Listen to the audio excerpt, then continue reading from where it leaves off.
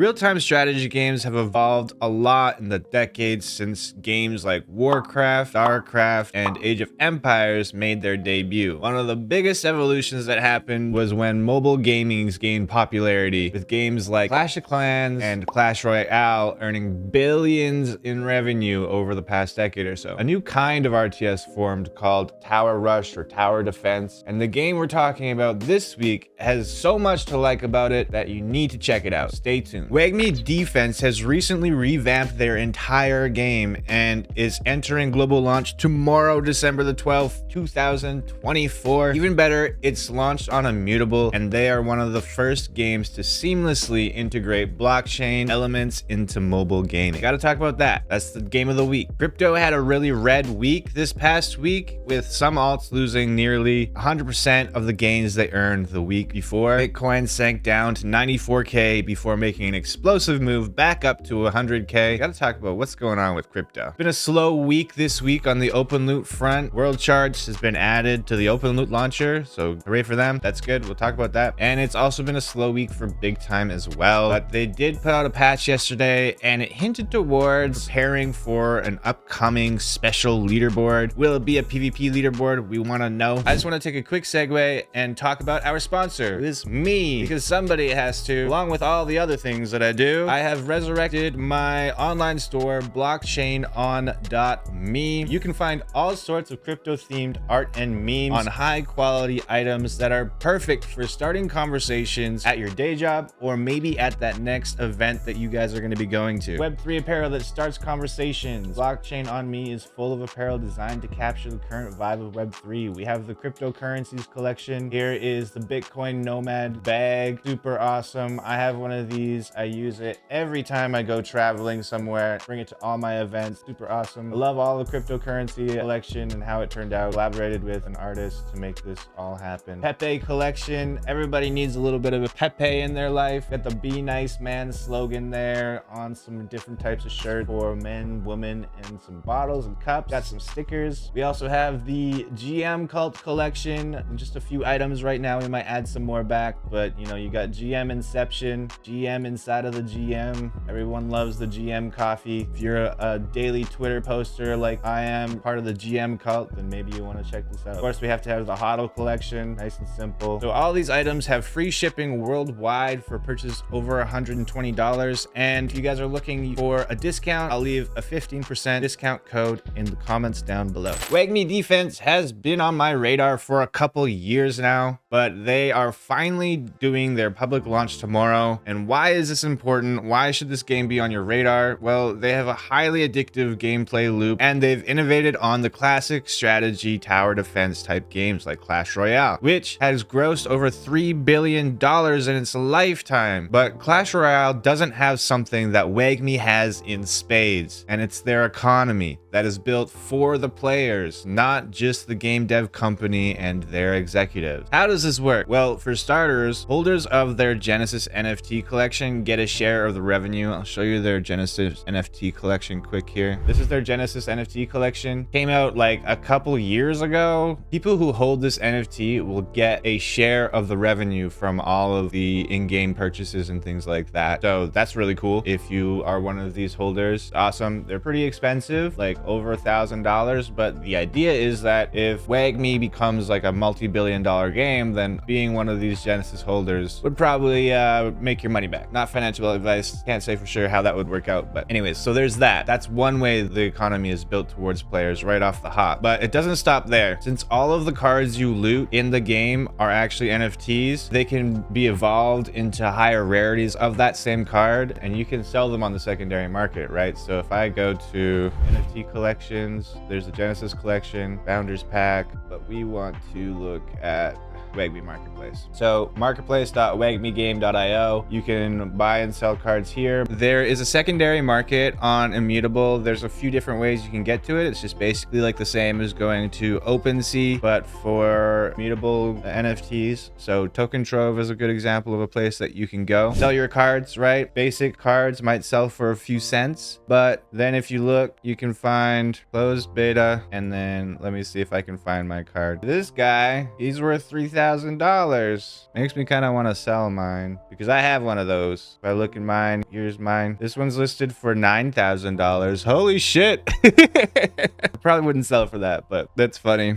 So anyways, you could sell your cards and you might be able to make a few bucks that way. So that's another way that its economy is based for the players. You can earn the cards in game, you can level them up. The higher the rarity, the more expensive they'll be, but also like as new seasons come out, there'll be different artwork and things for different cards and stuff. So if you have one of the very first seasons of the card, it might be more rare. So that's another way that the economy is built for the player. They also have a creator program that you can join, and the creator program will give you an increasing percentage of commission based off of how many people use your code. So as more people use your code, you'll get more of a revenue share back from when people use your code to purchase something. So that's another way that it's really easy to sort of get a little bit something back as a player. The requirements to join as a creator is pretty simple right now. So I think pretty much anyone could become a creator. So you can share your code with your friends and family if that's something that you want to do. Aside from a player first economy, Wagmi is also building a whole IP around this product and focused on giving the players something to resonate on. So they've already launched a collection of comics. So you can check out this comic collection here. I have one of these. It's a great read. A bunch of different artwork, cover art and stuff like that. And you can actually redeem a physical copy of the comic with your comic book if you just go to their website and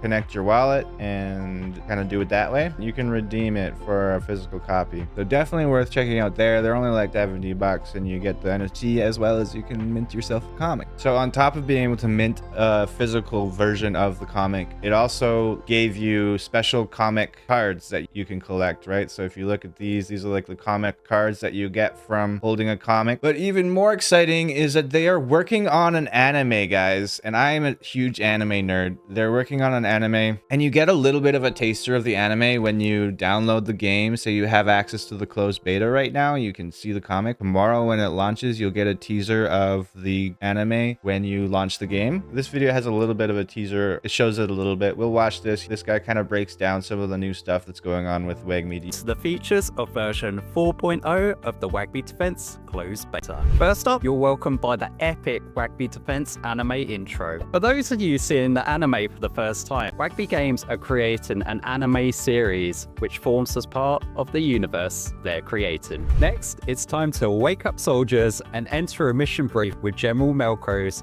who guides you through an interactive tutorial. But that isn't without the alien emperor, Temelicus, tempting you to the dark side to join the Greys Alliance. And finally, from the main menu, you can now enter the Galactic Odyssey and the Emperor Conquest tabs to see your progress and earn further reward. All right, so that sort of breaks down some of the new stuff with the beta. We'll also take a look at another video here in a second, but you saw those little clips of the anime. It looks really sick. I'm really stoked to start watching it. This game has a lot of potential in my opinion, and I do expect it to grab the attention of a lot of Android and Apple mobile phone players everywhere. The new updates are amazing, and this is just the beginning. Let's watch one of the co-founders, Scott, talk about some of the new stuff going on. So the current version of the game is that I'm really excited with how far we've come visually with all of the graphics. Everything from the characters to the board that you play on or the map, as well as all of the different screens that you click through when you're building your deck, going to battle, opening war chest, evolving cards, and leveling up. Now, on the previous version of the beta,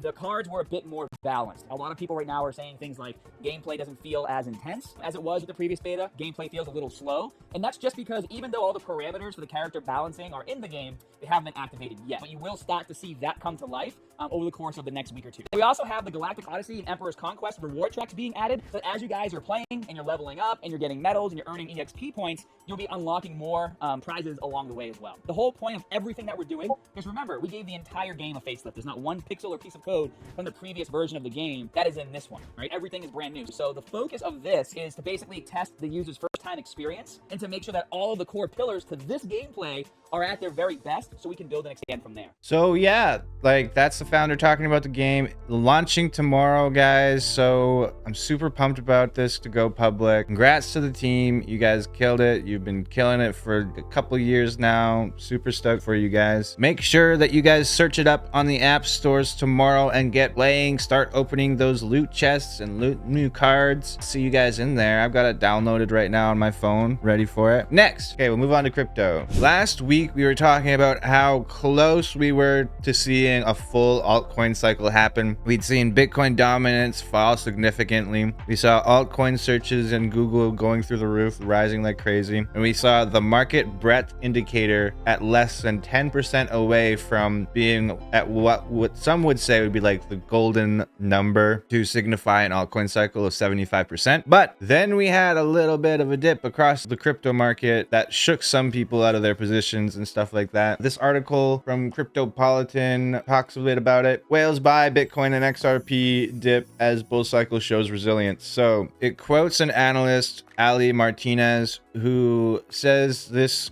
correction is a test of resilience, and if you play it right, you will be positioned to ride the next wave. This is how the 1% operates. Buying fear while the rest of the market hesitates. And I was fearful for sure. So totally resonates with that. So true. The article also talks about how Bitcoin has been the least volatile it's ever been this bull cycle. So if you look down here, this is basically the volatility of each bull cycle from all the way back in 2012. It basically just says that this has been the least volatile one. So anyways, moving on. It also says that we are most likely in the mid to late stages of the bull run, and its reasoning has to do with long-term holders of Bitcoin and short-term holders of Bitcoin. And it talks about how typically in a bull cycle, when the bull cycle starts, a majority of the Bitcoin holders, Bitcoin holding wallets, will be long-time holders. And then as the bull market moves into its later stages, the majority of wallets holding Bitcoin will be short-term holders. Yeah, so like by the peak, the supply of long-term holders drops down below 50%, and short-term holders usually have around 70 to 80%. And right now, wallets that are short-term holders for Bitcoin, it's only at 50% right now, which means that we still have a ways to go as far as people who are holding crypto long-term and people who are holding crypto short-term. Because like as long-term holders reach their ideal price point to sell, they'll sell. That'll get traded off towards maybe a short-term holding wallet. They might sell again, and then people are selling a lot faster. So what do we have to expect moving forward? We'd all love to see Bitcoin go break up to 120K sometime soon, at least before the end of the bull run. And I would like to see Ethereum break above its all-time high at around $5,000. If we break above $5,000, I expect to see the rest of the altcoins, especially low cap, mid to low cap altcoins, really have a rally then. And that will probably finish off the bull market, and the bull market will start to fizzle after that. So what I kind of expect is maybe a couple more dips to try and grab liquidity. The whales will try and grab liquidity, and then we'll probably make it up to about 125K before we see Ethereum make it up to 5K. And then we'll see altcoins like Sand Token, like Big Time, like Shrap, Dogecoin, gaming tokens, meme tokens, and actual altcoins with utilities break above their all-time highs. If you made profit, you can't kick yourself, right? And you never know. Last bull cycle, they were like, oh, Bitcoin's going to 100K, and it never did. So it could totally just fizzle before we even see it break too much more above like 100K. But you just gotta wait and see. All right, that's what my thoughts are on crypto so far. What are your guys' thoughts? Let me know in the comments down below. Final topics. These are gonna be short and sweet because there's not a lot to talk about. Openloot retweeted a post by Savage today showing that Worldshards has been added to the Openloot launcher. This is good to see because a lot of people in the Openloot ecosystem play all three of these games, and having them in one place is nice and convenient. So good on for them. The only issue is that if you want to use the Openloot launcher, you have to uninstall the game from the launcher that you used before and then reinstall it on Openloot, at least if you don't want to have issues. So it is what it is. I also heard that with this launch of Worldshards on the Openloot launcher. If you play it through Openloot and you're able to play for free, you don't need to get anything, but you have to play 25 days out of the next 30 days in order to just have free access to Worldshards in perpetuity for now, because right now Worldshards is in closed beta. So there is that little tidbit. Next up, I mentioned Big Time put out a patch, very simple patch, couple bug fixed an issue preventing personal metaverse instances from loading, fixed an issue causing game server crashes. Okay. Then they've got this little miscellaneous section here, some preparatory work for upcoming special leaderboard. So what's the leaderboard going to be? It could be, you know, all sorts of different crafting stuff, but we did see somewhere in one of their announcements recently that PvP would be launching with some special leaderboards. So my thoughts are, is it going to be a PvP leaderboard? And if it is, how is it going to work? I'm really excited to see what happens there. But what do you guys think? What kind of leaderboard do we have to look up for? Is it going to be leaderboard 5? Because if it is, then I'm screwed. But anyways, that's pretty much it for what's new weekly this week, guys. If you are watching this in the future, be sure to follow, subscribe, like, leave a comment, and as always, don't forget to tell somebody about it, and I will see you guys next week. Peace.